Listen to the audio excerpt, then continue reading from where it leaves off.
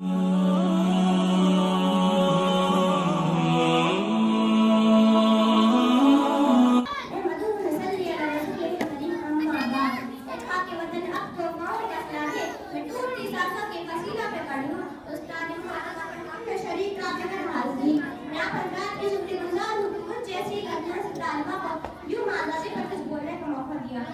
हमें बेहद खुशी हो रही है कि ऑनलाइन ग्राम गुरखा की कुर्बानी की नतीजों में तिरंगा लहराकर यूं जमहूरियत का जश्न मना रहे हैं।